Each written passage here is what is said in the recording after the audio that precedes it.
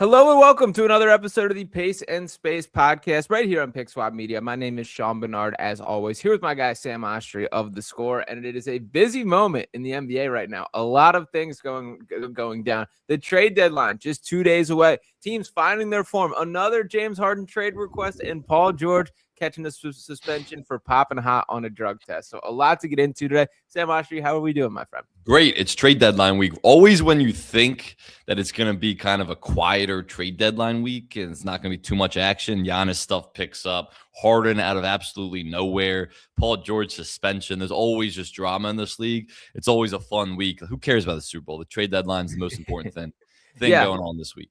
Yeah, and I do want to start right there with James Harden and to fully set the stage here. So I am fully locked into Clippers versus Sixers last night. The late game, they're on the West Coast trip. And then a guy that it did start to strike me as odd was ruled out for personal reasons for the second consecutive game on a back-to-back out there. And then all of a sudden, at halftime, we start getting reports. Shout out to Chris Mannix of Sports Illustrated, who was first to it right there, saying that the Cleveland Cavaliers and Los Angeles Clippers are in advanced trade talks over James Harden. Now, before we dive into the specifics of that, I do just have to take a moment here, Sam Oshtry. I appreciate greatness when it's in front of me. And we will never see a guy that has all this deep playbook of how to force yourself out of an organization as James Harden. I mean, we've seen this dude fly across to another continent, to go to China, to call his general manager a liar. We've seen him bring out bottle service, calling Daryl Morey a liar. We've seen him put on weight. We've seen him now leak these reports at the same time of his team is playing, and very clearly completely surprising to the rest of the team. So to James Harden, there will not be another just artist when it comes to trade requests and trade demands, and do have to give him a little bit of praise right there. He's the undisputed GOAT at trade requests. You're 100% right. I used this analogy last year with Jimmy Butler around the trade deadline, where it's when your friend is going out with someone who's been divorced 4 times and they're asking you your advice on oh, this person's been divorced 4 times. Should we go out with them? And you say, no, that's a massive red flag if someone's been divorced 4 times, but there always is a taker where, all right, this person will go out with that person who's been divorced 4 times. And even though you know it's going to end disastrously and maybe not blow up in flames, but it's going to end. If someone's been divorced 4 times and they go out with someone for the 5th time or marry someone for the 5th time, there's going to be a 5th divorce. There's always, it just ends no matter what. And that's the James Harden business. Wherever he goes, whatever franchise he's on, no matter how well you think things are going for him and them, it's going to end and he's going to ask out. And this has a lot to do with all the other trade requests where it's about money. It's about that long-term deal. Always is. I don't think James Harden really understands his age and the market for him right now, but he's going to be traded, it seems. And it was pretty much out of nowhere, especially because the Clippers were playing really well. They've been the best team in the league over the last 20 games or so. 17-5. Yeah, 17-5 after last night. But 17-5 in the last 22 after a 6-21 start. So they were back in the play-in picture. We're skyrocketing up the West standings and really one of the best teams out there with Kawhi playing at forget all-star level, an MVP level. We'll talk about that later. And James Harden playing really good basketball too, like a close to an MVP or all-star level guy as well. So really out of nowhere, but the James Harden saga never disappoints. And you're right, he's the go-to trade request, and I hope he never retires. 100% there. So do have to give the flowers to that. Now, as far as the specifics of this trade, what was your initial reaction when hearing a Darius Garland for James Harden sort of trade package? Now, obviously, nothing is final at the time of recording this right now, going live and speaking about it. It does feel like we are past the stage of this just being buzz and rumors that there seems to be some sort of legs to this. What's your reaction to that from both sides of this equation? Yeah, this is going to happen. Chris Haynes tweeted it 30 minutes ago, too. Like, they're in advanced talks. This is going to happen. They're probably working out the details, but it seems like James Harden is going to be a Cleveland Cavalier and Darius Garland is going to be an LA Clipper. And it makes a lot of sense for both sides. So let's take it from the Clippers' perspective first. What they've signaled to James Harden is we're not, and this isn't to do an extension, just so people understand it. James Harden isn't even extension eligible right now. So it's not like he's asking for an extension. The Clippers are declining it. It's more the fact that he can opt out of his deal this year and it would become partially guaranteed. So it's like a $45 million deal. And if he opts in, it would be like $13 million and they would have to guarantee the rest. So he's essentially, if you want to call it, an unrestricted free agent after this season, which just because it's really complicated, just like to make it in simpler terms. He's an unrestricted free agent after this season, and the Clippers have not signaled to him that they are going to pay him any type of long-term deal after this year. And obviously those discussions have happened behind closed doors between the Clippers and Harden's team. And that's the right move for the Clippers. Like, this Clippers team, as good as they've been playing, as good as I thought they finished season last year, they're still a first-round exit. Like, what's the ceiling for this team really, even though they've been playing really well? It would be a miracle if they won a first-round series. So why are you not already looking towards the future, where you already sacrificed a ton of your draft picks in that Shai Gilgeous-Alexander deal going back 6 years now? And you want to set yourself up to clear your books for the summer of 2027. So that's what the Clippers are doing. Kawhi's probably next. Whether what that looks like exactly will I don't know. It's yet to be seen. We'll see what happens after this year. It won't happen this year. But that's what the Clippers are signaling, where they're going, we are moving on from James Harden, because why would we sign him to a long-term extension when our ceiling is a first-round exit? Let's start looking to the future. And in return, what they're getting is a really good player. Like, Darius Garland's a two-time All-Star. There's a ton of threes. He's a small guard. Some of the efficiency stuff over the years hasn't been great, but he's a really good player, and he's a young player. So if you're trading James Harden for him, that is a win for the Clippers to get anything back for James Harden, let alone a young player who's a two-time All-Star. And yeah, he has injury history, but this is a good player. So to get that back from the Clippers or from the Cavs is a really good haul.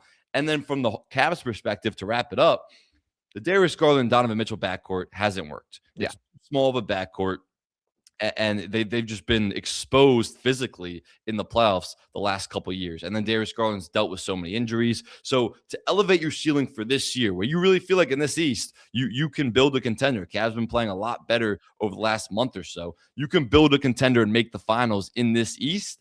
You're setting yourself up to elevate your ceiling this year with that James Harden move, because James Harden's still playing at an elite level. So it makes so much sense for both sides. Yeah, you hit on a lot there. I do disagree with a decent amount of it, though, Sam. So I'll start out with, for me, I thought the clear game plan of this Clippers franchise was to keep James Harden and Kawhi Leonard's contract connected. That there is more time left on Garland's contract, if I'm not mistaken, with it. So you do kind of scrap that game plan of things. That I thought they wanted to empty the books, and that was the full scale plan. I hear you. I do think Darius Garland's a good basketball player, and I do see from the perspective of the Clippers of talking yourself into this. I don't know if I see him as like the foundation of the future or a guy quite like this. And I know we got the whispers and reports of Garland wanting his own team in contrast to Donovan Mitchell. If I'm breaking this down from like the two teams' perspectives, I like it more from the Cavaliers, that James Harden is still playing at a very high level. And I still have my doubts about how effective of a postseason player that James Harden can be, that I think we've seen the limitations. We've seen it up close and personal right here in Philadelphia with some of those fateful game sevens here. But I think Donovan Mitchell's a killer, man. And Donovan Mitchell needs a little bit of help. And Darius Garland just has not been reliable enough in that standpoint. If there is one thing about James Harden, he is going to be available, man. He is going to fill up the stat sheet on an every night basis. He's going to play a ton of basketball. So I do see a world where Harden can be a little bit of this innings eater through the regular season and filling up the stat sheet and getting through games while allowing Donovan Mitchell to be sort of your closer and that guy that is the down the stretch dude for it. I do see the vision. I do think the Cavaliers needed some sort of core shakeup, that I've been feeling that for really since they got eliminated last year, and even heading into last year, had my doubts about this.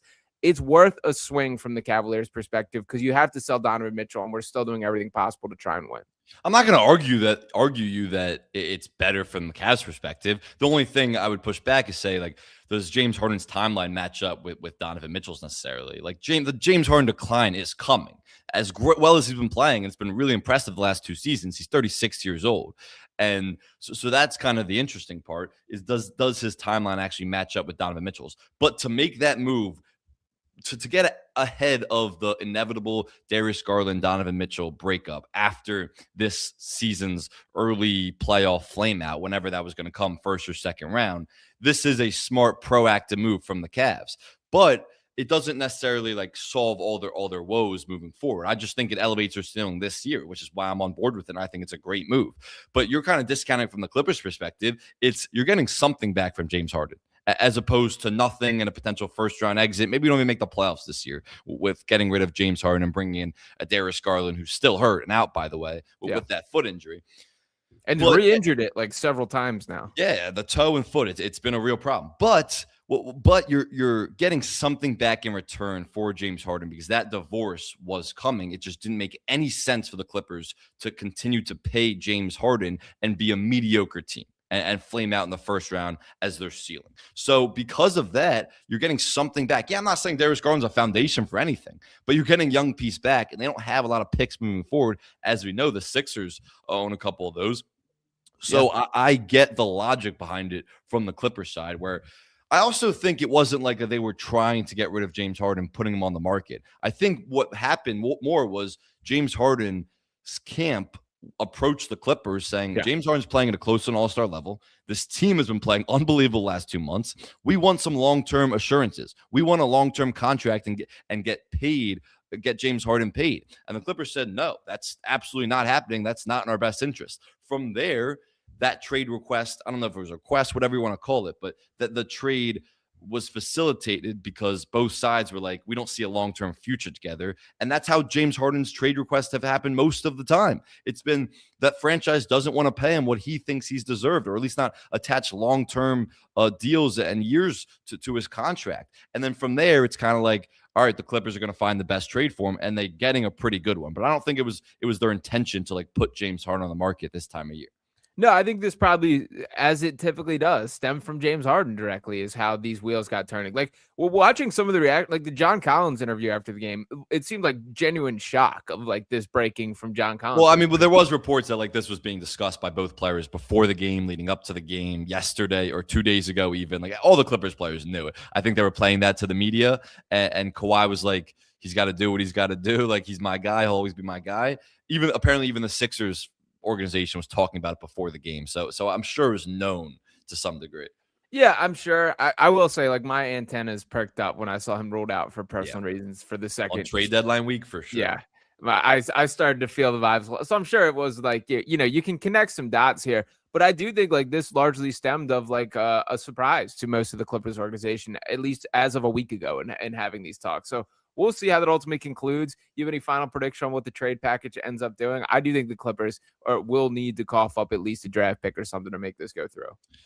I don't know. I mean, the salaries match, which is pretty rare. So like it actually works when you could do a 1-for-1 swap. I'm sure there'll be something in there, maybe like a heavily protected pick, maybe a couple second rounders, but the bulk of that deal will be Darius Garland, James Harden swap. But I do think when we're talking about the Cavs here, like the Cavs have had the most active trade deadline week. We have to mention the trade that happened late Saturday night, where they shipped off DeAndre Hunter and got back Dennis Schroeder and Giannis, which I thought was a great trade. At the time, my reaction was, Giannis is the perfect perimeter defender, a really versatile defender to pair with the small backcourt of Darius Garland, Donovan Mitchell, that's often been exposed for their weak perimeter defense in the playoffs. So I was like, Giannis is a perfect fit, and I like DeAndre Hunter a lot. I thought that was a great trade when the Cavs made it last year. It just didn't work out. He was having an awful season, shooting 31% from three, 42% from the floor. Wasn't the impactful defender they thought he was. And like, I think he's a really good 3-and-D player. It just didn't work out in Cleveland, so I get moving on from him.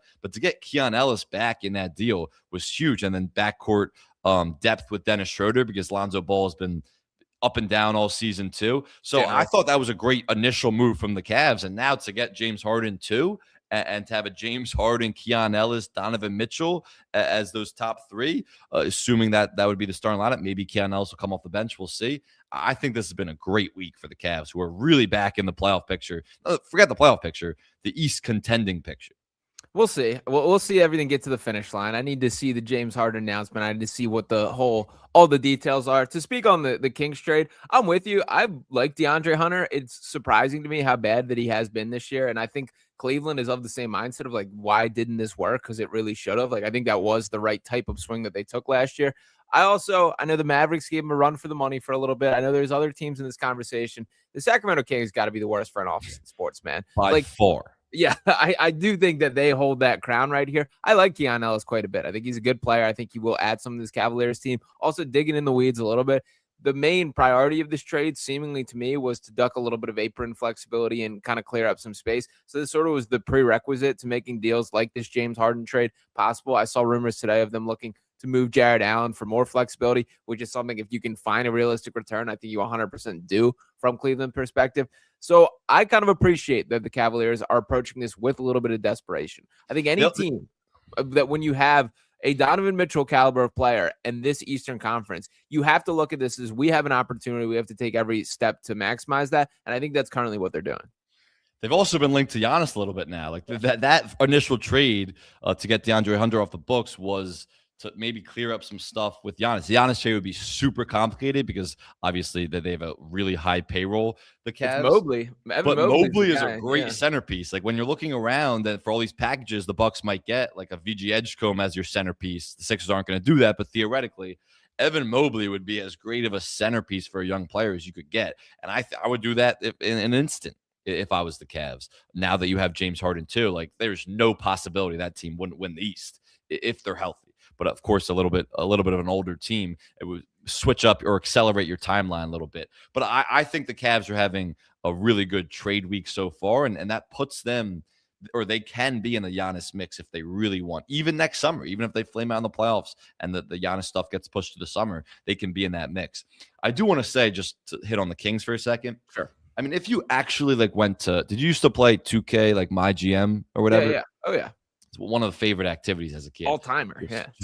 Just sim seasons. Don't actually play any basketball games. Just serve as the GM, make trades. If you were to just simulate a My 2K GM, they would not make as many stupid, awful moves as the Sacramento Kings. I'm not even joking. It's not even funny. Like we joke about the Kings. It's not even funny how poorly run they are. You can't be like, are these supposed to be basketball people? Their owner? I don't understand it. Like Vivek, he was supposed to be like he played basketball. So you should know something about basketball. It's impossible to make as many mistakes and screw up as much as the Kings are. They are the worst organization in all of professional sports. This is another move where it didn't even make sense. Keon Ellis was a more valuable asset than what they got back. He was probably maybe their best asset. Like he's very, very well respected as a young guy, great defender. Can give you something offensively across the league. He was respected, and you just got back DeAndre Hunter, where now you're about to be above the luxury tax. You're an awful team, and your owner's going to have to pay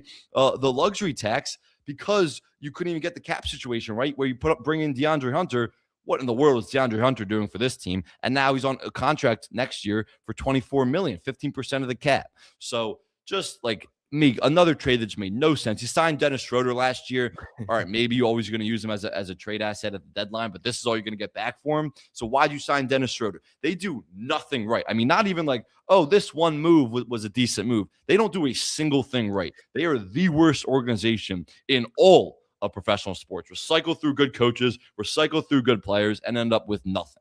Yeah, that's not even bringing up the Tyrese Halliburton trade, the De'Aaron Fox trade. You can go down the list. They're probably going to trade Sabonis for like a cup of coffee in a couple days and see whatever scraps they get from Toronto here. So yeah, and by the way, like the Zach LaVine and DeMar DeRozan pairing, it's like we just watched that in Chicago and saw that it does not work. You're just going to try it in a new location, but like even if you can convince yourself, kind of like the Bulls, which is where they were, it's like, all right, we're not contender, but we're not going to tear it down. We're just fine with being mediocre. Fine, that's a bad approach, but at least that's your approach. The Kings can't even touch mediocrity for more than a couple seasons. They are god awful every single year. Yeah, it's and I don't see a light at the end of the tunnel here. Like I don't see a pathway. That beam is not being lit. No, certainly not. All right, let's put the Kings to the side. I do want to dig in a little bit on Sixers Clippers last night. Give some love to Dominic Barlow. Do want to touch on Paul George's suspension and the full effects of that. But Sam Oshtry, I kind of had a feeling yesterday as I was sitting here, and I know you and I have debated this concept of the Sixers going in all in for Giannis. Do you include VJ Edgecombe? And my feeling sitting here is I can't think of a general manager that has prioritized stars the way that Daryl Morey has.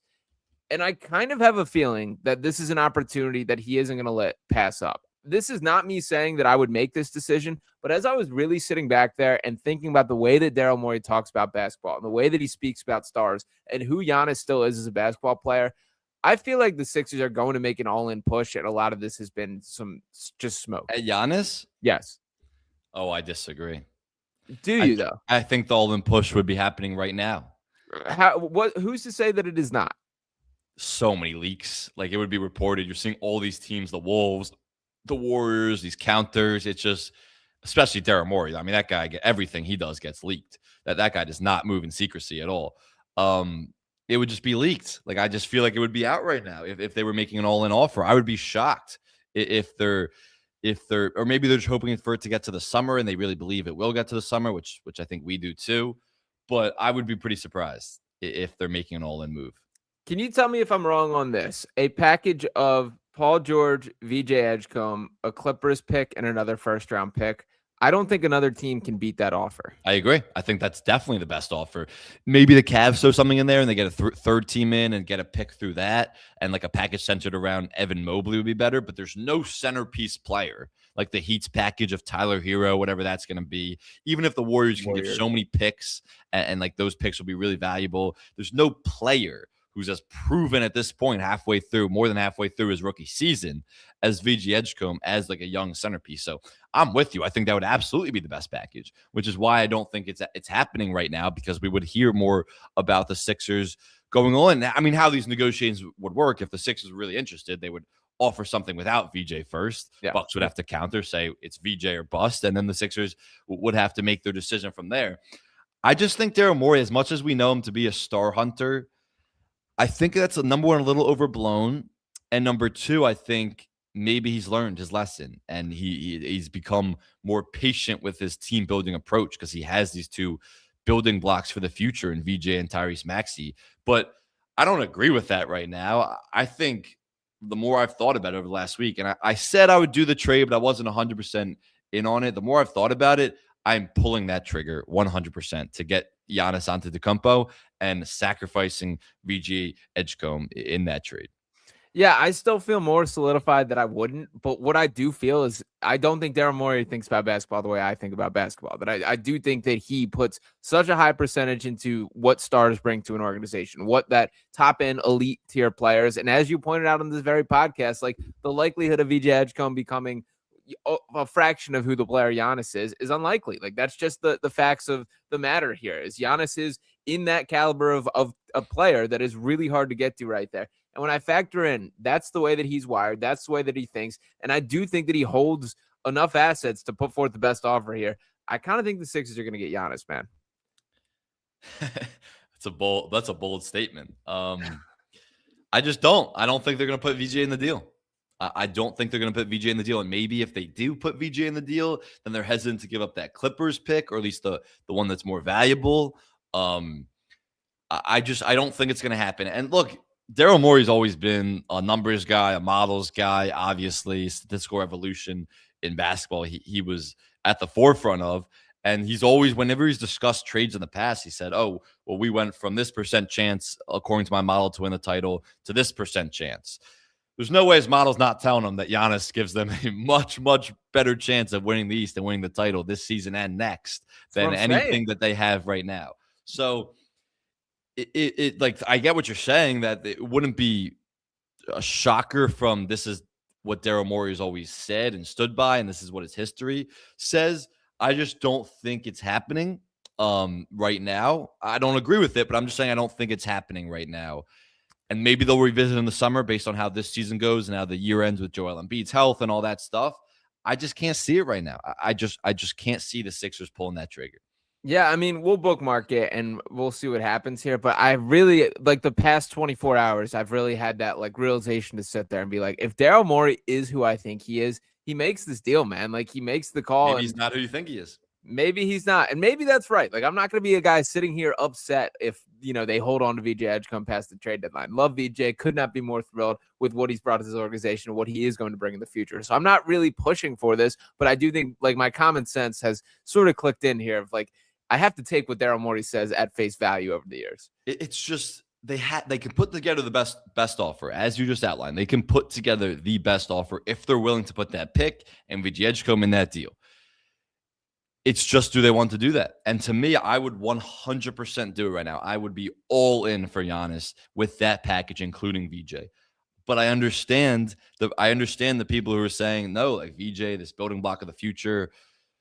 And so I just don't think it's going to happen because of that. But I would do it. I also want to just say, like, VJ Edgecombe and Tyrese Maxey, when we're talking about, like, oh, yeah, you wouldn't do the Giannis trade, just to revisit the conversation. Yeah, correct. Because of the future backcourt that you have. Yes. How many years down the line are you talking? Like 5, 7, 8. Like, what are you talking where it's like, all right, in those years, it will be the best backcourt in the NBA. Not just best backcourt in the NBA, but like a championship contending backcourt. How many years are you talking that long? Like 3 years tops. Okay. They'll both be on the team for 3 years. My point is that when they're stealing those two guys together, when they're both like really in their prime, because VJ is really good right now, he's not close to his prime, you would hope yet. Yeah. That'll be another 5 to 7 years when they're ceiling theoretically as the peak of their talent could be. When do you ever see in the NBA teammates, definitely not backcourt teammates, lasting that many years together on a team? It just doesn't happen. And I think we have to be more realistic about that, where it's like, yeah, of course, these guys aren't gonna go anywhere. VJ Edgecombe's still on a cheap rookie deal. They're going to extend him when they get the opportunity. It's the NBA. It doesn't work like that. Like, what teammates, let alone backcourt teammates, have stayed together for 7 years? Any? Like Klay Thompson, Steph Curry, different. They won a title, 3 titles together, and then a 4th on the back end. Doesn't count. Like, unless you have that, I guess, latitude of we've won a championship and we can stay together. Even the Celtics, like a duo of Jason Tatum and Jaylen Brown, that duo is probably pretty close to being broken up, but they won a title, and that justified keeping them together. Duos do not stay together in the league for that long. It's really rare. So when everyone's like, oh, yeah, the backcourt of the future, it's like, are we sure these guys are going to be together? It's hard to imagine, and it's obviously, if you take the short-sighted approach, like, of course they're going to be together, but it's just not how the NBA works. So there's like something that breaks it up in every single one of those situations that you break down. Like, there's an event. I'm also going to acknowledge VJ Edgecombe said the second after he was drafted out, I hope I retire with Tyrese Maxey. Like, oh my God, how many guys have said that before? James Harden, I just saw the clip yesterday. I watched James Harden say, I want to leave my legacy as a Clipper. I'm not going anywhere here. Yeah, he said the same thing in Philadelphia. He said the same thing. How many guys say that? That means nothing. Yeah. I mean, I guess my point would be here, like, if that happens, there's gonna be something that causes it. Like, it's gonna be we can't get over the hump. We have to change something up, but we have to get there. What if they're just good enough, Sam? What if those two together? I do think they're gonna be the best backcourt duo in the NBA in like the pretty near future. Like, I think 3 is on the longer end. I think 2 years down the line, they're absolutely the best backcourt in basketball. Maybe, but we'll see VJ's evolution. It's definitely possible. I just think that you're right. There always is some event. But those events happen, whether it's an early playoff loss that forces people's hands, whether there's drama that builds up, whether it's a payday, like all these things. There's just something that always happens in the NBA. So like counting on these guys 5-6 years from now to be on the same team is just, it's really wishful thinking that history does not support in the modern NBA. And that's part of the reason why it's like you have to make this all-in move now to get one of the all-time great players in the NBA. Another counterpoint on Giannis. Are we sure Dominic Barlow isn't just better than Giannis, man? Because what my eyes showed me last night was maybe that is the case. Shout out to Dom Barlow, man. It has now become a certainty that dude is going to take up a standard contract. There is zero doubt about that once the dust does settle from this trade deadline here. I'm kind of running out of words. I think this dude might be the best two-way signing of all time. I can't think of a more impactful two-way contract that has ever been inked. He's been incredible. I mean, even when Kelly Oubre was out for that long stretch, that starting lineup with Paul George, VJ Edgecombe, Tyrese Maxey, Joel Embiid, and Dominic Barlow as the 4th was so good. And he's not even a floor spacer the way Kelly Oubre has proven to be this year. He's such a great cutter. He has really good, like, he's better in isolation than I would have ever possibly imagined. Like, his footwork is good. His finishing is good. Yeah, like, he can beat a lot of guys off the dribble. He's a good transition finisher. I mean, of course, as a rebounder. We know what he is as an offensive rebounder. Offensive boards last night. 10. Yeah, a cutter. Like, he can play in so many different spots, like in the dunker, as a driver, in the mid post, in the corner. Like, he even made a three-pointer last night. So he's been just more impressive than anybody could imagine, and I've loved watching him play. What a revelation for the Sixers. 100% there. And shout out to Daryl Morey for all of the talk about him being the star hunter, which I just referenced pretty heavily on here. I do think he deserves a little bit more credit for the work in the margins. I think he's done a really nice job finding some diamonds in the rough like Dominic Barlow. And by the way, he's just 22 years old, man. Like, this guy, he could grow into something a little bit more than what we're seeing right now. Career high last night, of course, against the Clippers, 26 points, career high 16 rebounds. he had an immediate impact on the game where you felt him on the offensive glass. He was putting so much pressure on the rim through his offensive rebounding, defensively jumping in the passing lanes. There's just like on a floor with Kawhi Leonard, Tyrese Maxey, Joel Embiid, all these guys. Dominic Barlow was the guy that stood out as like, this is the guy you're watching jumping off your screen every single possession for at least the first quarter and a half. If you were to put those, blurred highlights where you can't tell who the player is, I might have guessed I might have guessed Dennis Rodman over Dominic Barlow last night. Like some of those offensive rebounder for sure. Some of those offensive boards, he's like grabbing with one hand. He's, popping it up to himself. Just shout out to Don Barlow, man. Did have to make sure that was said on here. The last Sixers point that I do really want to dig in here, Paul George, dude. It's always something with the Sixers organization. And in this year's iteration of It's Always Something, Paul George pops hot for a drug test, suspended 25 games for violation of the NBA's drug policy there. He puts out an immediate statement, basically taking the slant of mostly taking responsibility and talk about how it was a mental health medicine that he did take that was not cleared by the NBA there. What was your reaction to this, Sam Oshtry? Without being controversial, I'm going to bite my tongue a little bit, but great PR by Paul George and his PR team to throw that line in there, whether it's true, whether it's not. We wish Paul George nothing but the best, but that is really good PR because you can't kill a guy if he's saying that it's mental health related. So there's a lot more sympathy than he should have got for just kind of being stupid and taking something that would cost him, and it cost him a lot of money, by the way. But $11 million. Yeah, and cost his team a ton too. I mean, what are we supposed to say? Like, it's just the Sixers. I have a lot to say on this. To piggyback on that specific point right here, I am sympathetic and will stick up for Paul George from the stance of he is a guy who speaks about mental health like more than just about any basketball player that I can think of. That every single time just about that he's at the podium, there is some mention to how his body's feeling, how his mental health's feeling, and there aren't a lot of guys like that. With that being said, that does not excuse whatsoever that you are still a professional athlete and responsible for every single thing that you put in your body. And the NBA makes it quite easy to clear that the supplements that you're taking, the medicine that you're taking, whatever the case may be, you can very clearly find the answer to whether or not this is legal, whether or not this is acceptable here.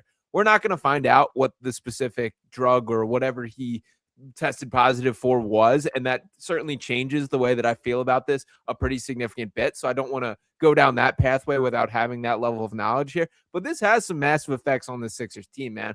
To just talk about on the floor, I've been pretty complimentary of Paul George this year, that I think he's found his role, found his stride within the Sixers team, and he is suspended until the final 10 games of the regular season. So in an Eastern Conference where I think it is basically a foregone conclusion that what is a play-in team and what is a playoff team will be the difference in maybe a game or two at the end of the season, you now have to go on this pathway without Paul George. It also is maddening to me that one of the biggest hurdles that this team has faced is not being able to either give enough of a sample size of this team learning to play with each other because of the in and out of the lineup, and not having enough of a sample size to evaluate how good this team really is because of those same in and out of lineups. That is impacted by this as well. The other point, I'll let you jump in here because I got a little bit more. Go ahead. I was just going to say, I think the Sixers are going to be all right. And I think they have a decent amount of wing depth where they're going to be all right. Starting with Kelly Oubre, who, by the way, is having an unbelievable season. He returned to the lineup a week or two ago, has been reinserted into the starting lineup, and he's averaging 14 points per game, but shooting nearly 38% from three. So it's like this guy, if this guy can continue shooting at that level, then that's a guy who can fill the Paul George void. And he's not necessarily the creator that Paul George is, but he is the floor spacer if he's shooting at that level. And he's also a two-way player. Kelly Oubre is a really good on-ball defender, which is what Paul George has been doing a really good job of this year. And then you kind of just do it. You replace Paul George over a 25-game period in the aggregate, right? Like Jared McCain, he starts gaining a little more confidence. He's playing a little bit better over the last week or so. He's going to bring some offensive spunk as this floor spacer, great shooter, a relocator, all those things. Creation really isn't there, kind of what we saw last year, but he still serves a purpose. Quentin Grimes, I thought, played pretty well last night. A guy who's been struggling a little bit. Yeah. John Collins. Hell of a dunk. But and Embiid was loving that on the bench. Yeah, put that on a shirt. But like he if he has more of a role, maybe he can find his footing because they need him to play better and step up now. He can fill some of that. And then Dominic Barlow too is going to have more minutes. And look, he's not Paul George at all. Obviously not the creator, not the shooter.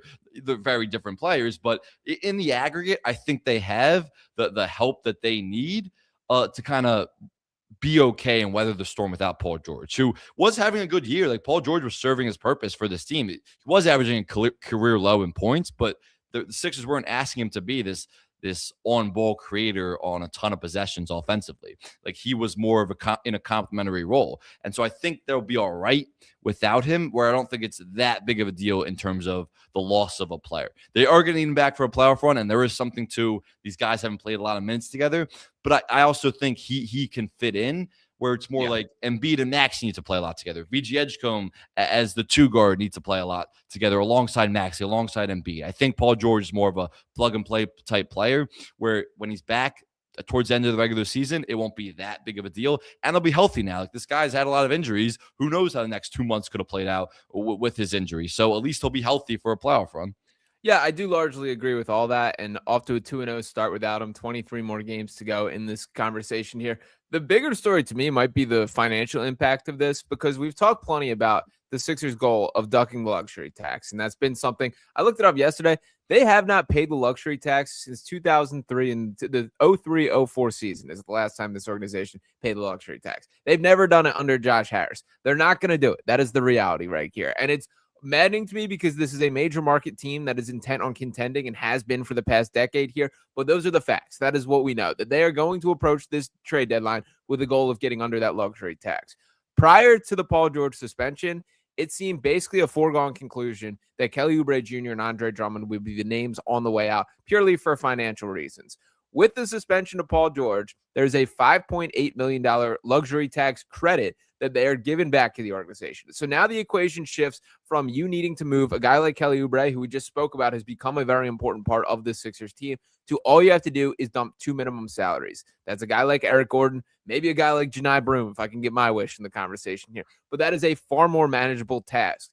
I do think that Daryl Morey now has a chance to not just duck the tax, but actually look to upgrade the Sixers team. Find a piece that can help them. And one of the other takeaways I had from watching last night, which, by the way, was not a great Joel Embiid game, you just have to go for it, man. For the same thing that we're having conversations about the Cleveland Cavaliers. You only get so many attempts, so many chances at this with a guy like Joel. I'm not saying cash everything in, make the all-in push, but you have to find ways to tangibly upgrade this team if they're on the table with the trade deadline. And I think Daryl now has an opportunity to do that because of the suspension. Yeah, that is one of the unintended positives of this is like that. You're right. They ducked the tax. I mean, we keep talking about how they try to duck the luxury tax. It is absurd that Josh Harris never pays the luxury tax. Crazy. And everybody knows that obviously his attention and his focus is way more towards the Commanders. His emails, yeah. I wasn't even going to bring that up, but that's a whole nother thing. At least he's not the Giants owner. He's more by the book. I don't think he'll get in trouble for that. Whatever. We digress. We don't want to get in trouble either. Where was I? Oh yeah, he hasn't ducked. He never pays the luxury tax, and this isn't like, oh yeah, he cares about the Commanders way more, which is a more valuable franchise, cares more about his NFL property. Sure. Like that's obviously true. Now he cares way more about that team than he does the Sixers, but he wasn't doing that before. He wasn't paying the luxury tax before he owned and bought the Commanders. So this guy, for as rich as he is, as many teams as he owns, he never, ever, ever pays the luxury tax, which look, I'm not saying the Sixers haven't reached their potential because of that and because of the financial status of their owner necessarily, or what he's willing to invest and put into the Sixers, but it doesn't help. And it's just like annoying that they continue to have to be in the situation where they shouldn't be. Like Josh Harris's wealth and net worth shouldn't or should be enough where Daryl Morey shouldn't be scrambling to try to duck the tax, but he does, and he will have to again. And you laid it out perfectly right there that it does help this Paul George move or this Paul George suspension that they're going to be in a better, easier position to do so. Yeah, and it's very clear like the Sixers are viewed as a business venture by Josh Harris, and that will never quite connect with me because to me, like the biggest benefit of being like a crazy rich dude is that you can do fun things like own a sports team and make these decisions. That's not how Josh Harris is wired, and like that's just kind of the honest analysis Yeah, of I it. mean, this is completely Daryl Morey's operation. Like, But you have to go by what the boss says. With no, of course, of course. I'm just saying, like, there's some owners where, like Joe Lacob for the Warriors, like he's in personnel decisions, making basketball decisions. Like he's very involved. Like this yeah, is from a basketball perspective, it is 1,000% Daryl Morey's organization to do what he wants.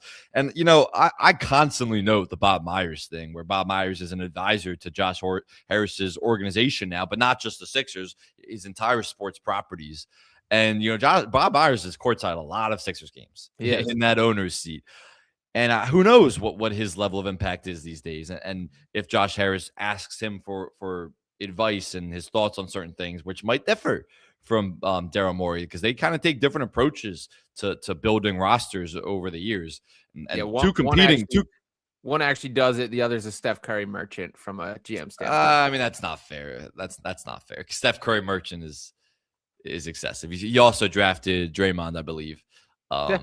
And built many championship teams, four to be exact. But regardless, like who knows what his level of impact is with this Sixers team these days, and whether that's clashing with Daryl Morey. So that's a storyline I've been paying attention to for the last year, but it's something that will end up playing out. Yeah, for sure there. I think they have to attack it. I do have an article cooking up for Crossing Broad right now with 5 Sixers mock trades. Would you like a sneak peek at this and to hear your takes on these, Sam Oshtry? Let's hear it. All right. So the first one I have is built around Giannis for a lot of the same reasons that I laid out with just I do not believe that Daryl Morey is going to sit on the sideline. The deal that I put forward, and these are sort of just ideas more than I definitely would do them or definitely would not do them. But I do think the package of Paul George, VJ Edgecombe, the Clippers pick, and potentially one more first-round pick gets the deal done from Giannis. That's a yes for you, but you don't think the Sixers do it, correct? Yeah, 100%. Excuse me, especially if it's that Clippers first rounder in 2029. I am pulling that trigger 100 times out of 100 to get Giannis into a Sixers uniform, and I'm sacrificing that pick. I'm sacrificing VG Edgecombe, and that is a absolute yes for me, but I don't think it's happening. Yeah, I think that's fair. We'll move on from that. We kind of touched on that. Still with the Milwaukee Bucks, if they're going into fire sale mode, Bobby Portis, come to Philadelphia, my friend, in a package built around Andre Drummond, Quentin Grimes, who I know has the no trade clause, but I think you could talk him into it in this circumstance of, dude, you have another chance to put up some empty calorie stats and hit free agent market with a little better representation. Here's your role, because he has fallen out of favor a bit here in Philadelphia. But Quentin Grimes, but by the way, he is going to have a huge opportunity with Paul George out, which could raise his stock even higher. It's true. He is also shooting under 40% from the floor over the past 20 games, which does not quite fire me up a little bit there. But not bad. Quentin Grimes, Andre Drummond, and a first-round pick. This would be the 2032 first that I chose for Bobby Portis. You doing this?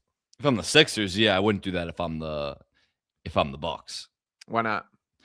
I think Bobby Portis is more valuable. I think he's a guy who can swing your team as a depth piece from can we win a title, or maybe we're not quite in title contention, to we're entering the title conversation. I think he's that good. He's a champion. He's kind of a culture guy, the same way Dillon Brooks is, where he has an attitude on the floor and a physicality and a meanness that he plays with that is really impressive and can build a culture, which he's done in Milwaukee. He was part of that title team. So I think he's more valuable than what you're giving the Bucks, which is essentially dirt. First round pick. A draft pick for the future is really. But like what years? And it's not the Clippers pick. No, and Grimes, like you have a clear window to re-sign this guy. I don't think Grimes is like a nothing here. They don't. What's Grimes to them? I mean, they're going full. Now they can't go full tank mode, but like they don't care about being mediocre. What's Grimes to them? But my argument there would be, then what's Bobby Portis to them? Is I think that's a dude who should be on a contending team, should be in the rotation. All that nastiness is all reasons why I want him in Philadelphia. And I think pairing him as like a real power forward next to Embiid would be super appealing to me.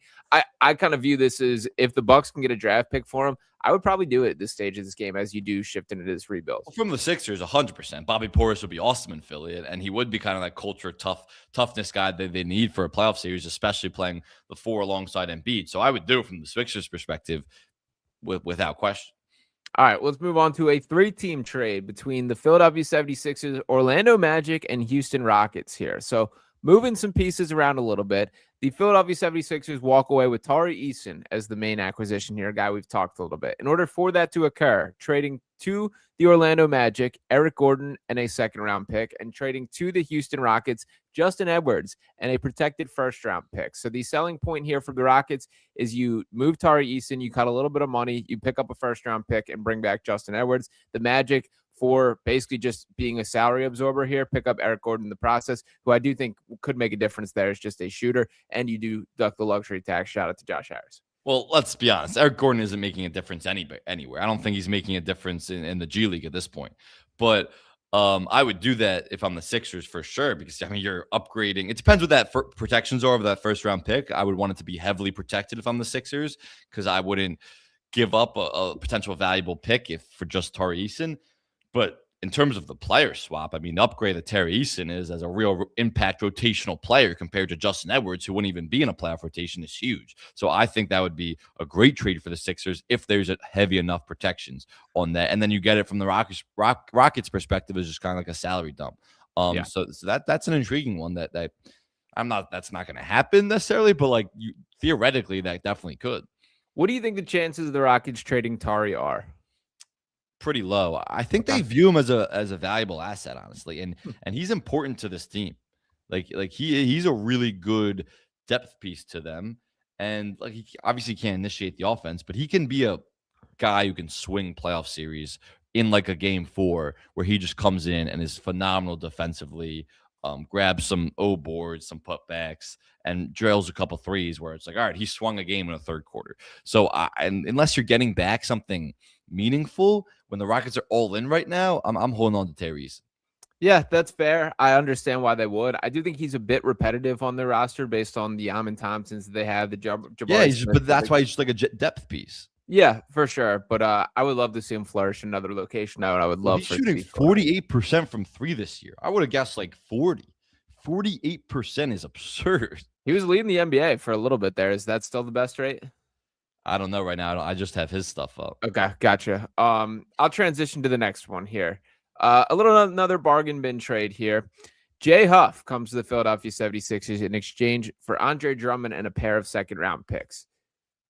Definitely. I love Jay Huff. Jay Huff is a massive upgrade at backup center over Andre Drummond. You know, I keep hearing the Pacers are in the market for a center for the long-term future. Like, I'm like, you kind of have one. Like Jay Huff is a really good player. I get obviously when Tyrese Halliburton's back, they would see more Jay Huff as a backup. But from the Sixers perspective, I would love that because Jay Huff is a really underrated player. Big time. And it is maddening to me that dude was just floating out there forever and, bounced around undrafted, all this stuff. He's a good player. He always has been since college. So shout out to Jay Huff there. Would love to see him in Philly. My last trade here, a 3-team trade once again involving the Philadelphia 76ers, New Orleans Pelicans, and Toronto Raptors in the mix here.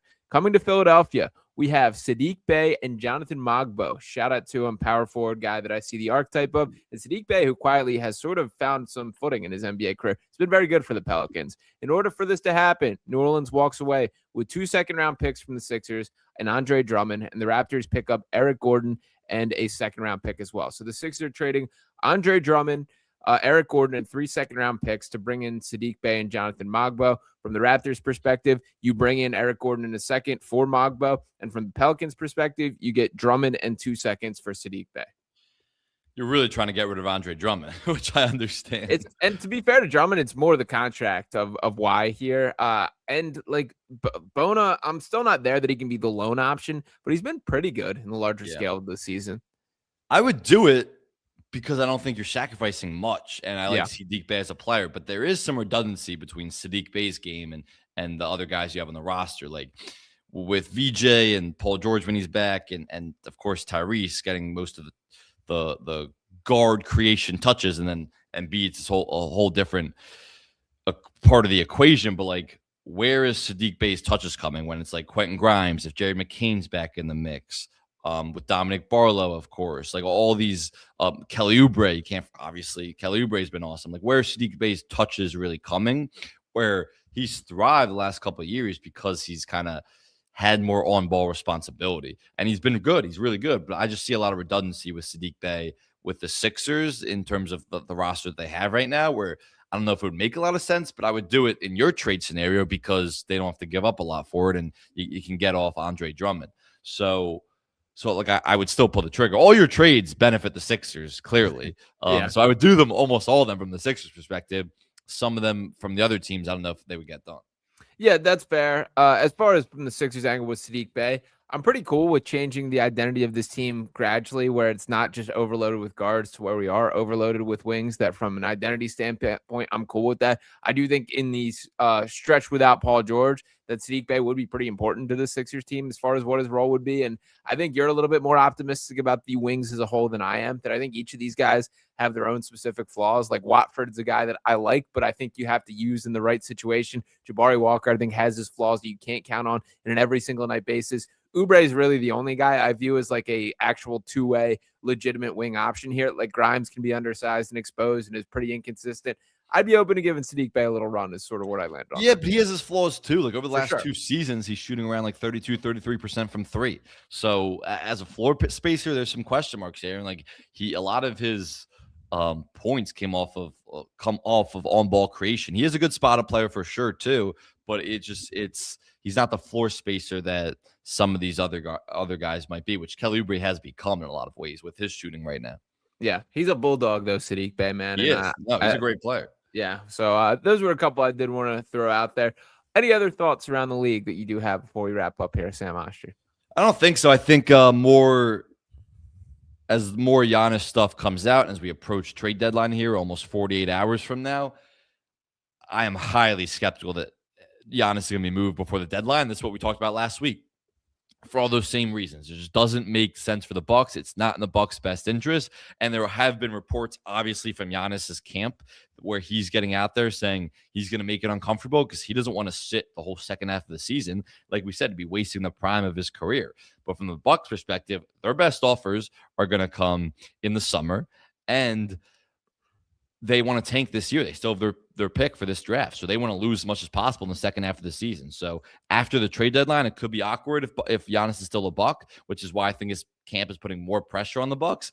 But if you really wanted to do this, Giannis, not waste an entire season of your career, you should have put all that pressure on the Bucks last summer before the season started. So this is on you. It's 100% on you because of PR narrative and just kind of the idea that you didn't want to be the one to request a trade, even though everyone knows that's what you've done now. But you don't get to kind of be pitied for missing out an entire season, because that's what's now happened.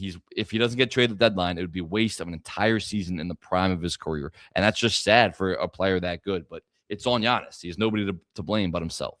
Yeah, 100% there. I did like this last comment from our guy, Rocky the Birds fan here. Yo, what about that Hawks trade with Reith?